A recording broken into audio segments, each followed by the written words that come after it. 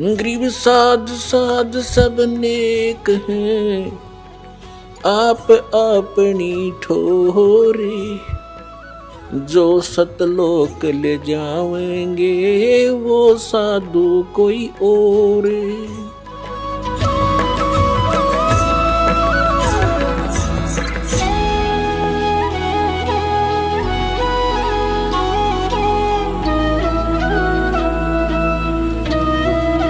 अब दिखाता हूं आपको, अब देखिएगा।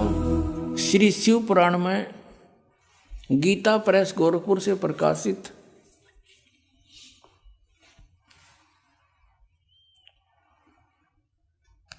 ये इसका संपादक कौन है?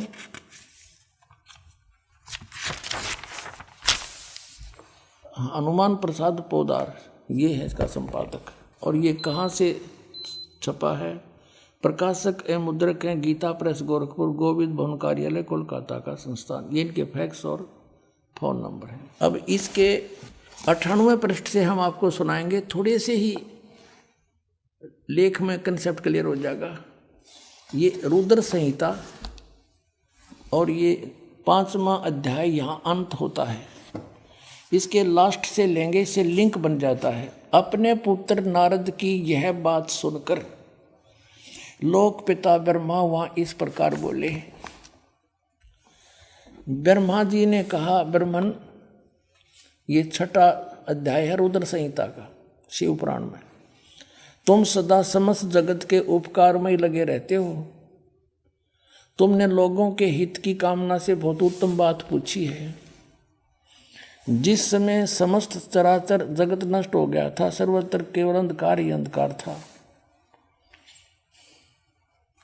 उस समय तत्सद्ब्रह्म इस श्रुति में जो सत सुना जाता है एकमात्र वही शेष था। अब 100 पृष्ठ पर आ गया, 99 पर 98 पर पढ़ लिया संक्षिप्त शिव पुराण। जिस परब्रह्म के विषय में ज्ञान और अज्ञान से पूर्ण उक्तियों द्वारा इस प्रकार विकल्प किए जाते हैं, उसने कुछ काल के बाद द्वितीय की इच्छा प्रकट की। उसके भीतर एक से अनेक होने का संकल्प उदित हुआ। तब उस निराकार परमात्मा ने, ये निराकार मानते हैं ब्रह्म को, ये ब्रह्म से शुरू होते हैं इनकी कहानी, अपनी लीला शक्ति से अपने लिए मूर्ति आकार की कल्पना की। जो मूर्ति रहित परम ब्रह्म है उसकी मूर्ति भगवान सदाशिव है। अर्वाचीन और प्राचीन विद्वान उन्हीं को ईश्वर कहते हैं। उस समय एकाकी रहकर सब इच्छा अनुसार विहार करने वाले उस सदाशिव ने अपने विग्रह से, विग्रह माने शरीर से, स्वयं ही एक स्वरूप भूता शक्ति की सृष्टि की। अब देख काल ने बका दिए, क्योंकि उसने एक अपने शरीर से आप एक लड़की निकाली जो उनके अपने शरीर अंग से कभी अलग होने वाली नहीं थी।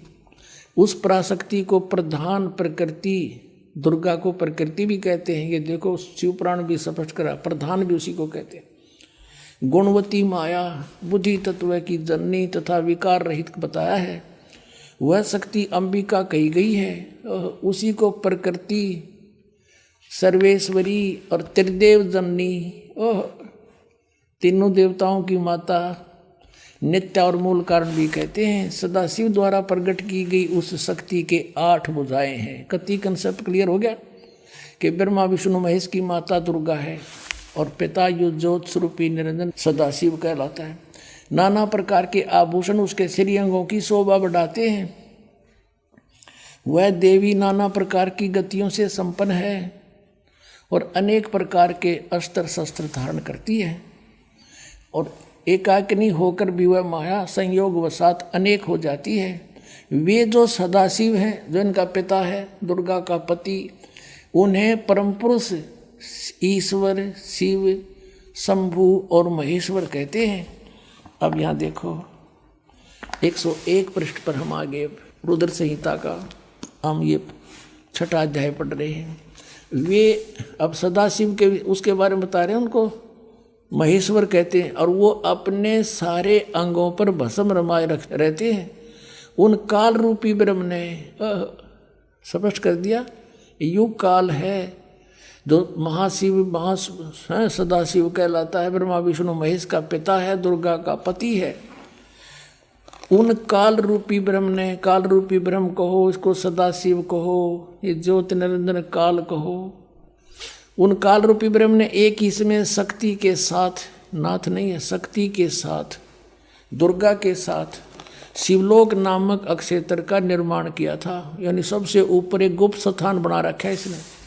उस उत्तम अक्षेत्र को काशी कहते हैं। वह परम निर्वाण तथा मोक्ष स्थान है, सबके ऊपर विराजमान है। वे प्रिय और प्रियतम रूप है, पति और पत्नी रूप में कौन? शक्ति और शिव, दुर्गा और ये काल रूपी ब्रह्म जो परमानंद स्वरूप हैं, उस मनोरम क्षेत्र में नित्य निवास करते हैं। मुने शिव और शिवा ने प्रलय काल में भी कभी उस क्षेत्र को अपने सानिध्य से मुक्त नहीं किया। ये शिव काल है, ज्योत स्वरूपी निरंजन है, शिवा ये दुर्गा है। यहाँ देखिए, देवर से एक समय आनंद वन में रमण करते हुए शिवा और शिव के मन में, दुर्गा और काल के मन में यह इच्छा हुई कि किसी दूसरे पुरुष की सृष्टि करनी चाहिए, जिस पर यह सृष्टि संचालन का महान भार रखकर हम दोनों केवल काशी में रहकर सभी इच्छा अनुसार विचरें और निर्वाण धारण करें। इन्हें फिर एक पुत्र की उत्पत्ति का विचार किया। ऐसा निश्चय करके शक्ति सहित दुर्गा के साथ सर्वव्यापी परमेश्वर शिव ने अपने वाम भाग के 10वें अंग पर अमृत मल दिया, यानी पति पत्नी व्यवहार किया। फिर तो वहाँ से एक पुरुष प्रकट हुआ। अब उसका नाम क्या रखा है इन्हें देखिएगा। अब 102 पृष्ठ पे ये संक्षिप्त शिवपुराण के रुद्र संहिता का 6वां अध्याय चल रहा है। अब कहते हैं शिव ने कहा वत्स, उसका नाम धर दिया शिव ने, काल ने। शिव ने कहा वत्स, व्यापक होने के कारण तुम्हारा विष्णु नाम विख्यात हुआ। पुण्यात्माओं, परमात्मा कहा करते मोती मुक्ता दर्शत नाई, ये जग है सब अंधरे, दिखत के तो नैन चश्म, इनका फेरा मोतिया बंदरे। कहते हैं मैं ऋषि कुमाऊँ थे, संस्कृत के व्याकरण मोड़ दिए बैठे रहे, एक सदग्रंथ को इनका समझ में आया को नहीं। ये कुआँ महर्षि मंडलेश्वर, अरे न कख नहीं पता ब्रह्मा विष्णु महेश की सतिथि का, अपने सदग्रंथ सिलेबस से नहीं परिचित, ये काहे के टीचर थे। यानी पूरे हमारे मानव समाज को इन्होंने काल के मुंह में ठोके रखा, गधे कुत्ते बनवा दिया, भूत बनवाया, गलत साधना बता के, गलत ज्ञान बना के बता के, और फिर श्राद्ध निकलवाने की रोजी रोटी का धंधा चला दिया। अपने सदग्रंथ इनका समझ में आए नहीं, हमारा कोल्लू बना रखा था, इन्हें रहट बना दिया। और परमात्मा 600 वर्ष पहले बता गए थे ये बात। पुण्यात्माओं, आज भगवान पहचानने में 2 मिनट लगेंगे जब जरा सी बुद्धि से काम लोगे और निष्पक्ष भाव से सोचोगे। मान बढ़ाई नहीं, ईर्षा नहीं होनी चाहिए, क्योंकि इसमें विरोध कौन पैदा कर सकते हैं? जिनकी रोजी रोटी चल रही है उन आचार्यों की, या कोई गुरु पद पर विराजमान है, पर जनता शिक्षित है, उनकी एक नहीं चल रहा है, वो आखिर में अपनी मुंह की खानी पड़ेगी इन सबको जो बकवाद करेंगे। अब यहाँ स्पष्ट हो गया कि विष्णु जी की उत्पत्ति दुर्गा और काल से हुई, ये इनके माता पिता हैं।